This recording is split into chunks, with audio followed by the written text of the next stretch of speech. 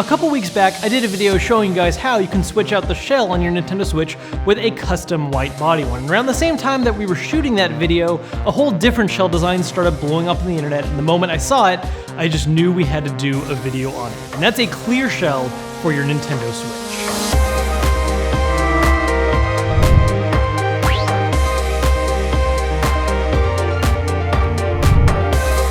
Now, if you haven't seen it yet, you should check out the white Switch shell replacement I did before, because it's a little more long form and shows a bit more of my trials and tribulations as I made mistakes, but with the clear one, things went a lot more smoothly, although still the hiccup here and there. Just like last time, I started switching out the actual main Switch body itself, which is super easy. All you're doing is taking off the back and keeping a few parts for things like the kickstand and the game flap, but really simple. You're not messing with anything else, just the back part of the Switch. The Joy-Cons, though, once again, are where all the real fun happens. Now, while I will say that this did not go over 100% perfectly, I did need to actually tear these down 1 or 2 times because I made a few little mistakes here and there, buttons had to be shifted, that kind of thing.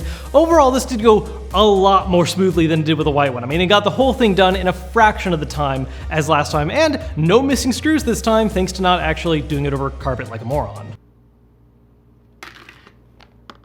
Now, one thing I was really grateful for with this build was the fact that the middle piece on both Joy-Cons was actually shaped properly this time. On the white ones, I still had to use the gray Joy-Con piece in the middle because the triggers weren't acting right, but it wasn't that big of a deal because the only thing we lost was having a little bit of gray between the 2 shoulder buttons. Whereas with the clear one, if we ended up having to use that gray one instead, it just would have ruined the whole thing. Yeah, just like with the white Switch, this one did come with button replacements, so you can have more Super Famicom style buttons that are colorful. And while I did use those in this build, I gotta say, I actually think I like the plain black look a little better on this. I just think that there's sort of this monotone design to having this clear shell, and the colorful buttons kind of stick out just a little too much. And so here we have the completed clear Switch. And I gotta say, this thing looks fantastic. Honestly, I'm not a huge fan of how the actual main Switch body itself works. I mean, I really appreciate the fact that, unlike the white one, it doesn't have some third-party logo slapped on the back, which just mucks up the whole design. But at the same time, I think the insides of the Switch itself are not quite as interesting as the Joy-Cons, because the Joy-Cons look freaking amazing. I think that's really just the biggest standout part of this design, and it really makes me wish that Nintendo got back into doing designs like this for their official systems, because obviously this is not an official Nintendo design just yet, but they have a history of doing this kind of stuff before. You know, in their earlier years, especially during the late 90s when the main systems were the N64 and the Game Boy Color, Nintendo messed around a lot with different clear or at least translucent designs. For instance, they did the Atomic Purple N64 controller. $9.95 gets you an N64 and a second Atomic Purple color controller free. And the Game Boy Color. Now, as far as the mainline systems are concerned, like the N64 was really the only system that Nintendo has done this really hardcore with. And I mean, they did a lot of different designs. They have a whole line of different N64s called the Funtastics, which are just varying different translucent colors. 60 Color Edition gibt's in 6 coolen Farben.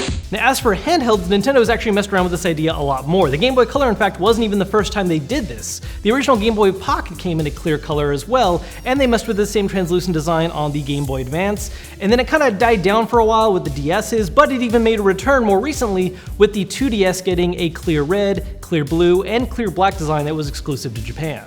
So it's really not that crazy to think that eventually Nintendo could get back into doing these kind of designs for the Switch in particular. I mean, the 2DS translucent designs weren't that long ago, and while I think that we probably aren't gonna see something where the back of the Switch is gonna be clear like this, I do think the possibility of getting translucent controllers is a very real possibility, and it just looks so awesome. I mean, the designs look cool before with like the Game Boy and the N64, but the circuitry inside was so much more simpler back then. I mean, you see the layers of parts going on inside of here, it just creates such an awesome looking device.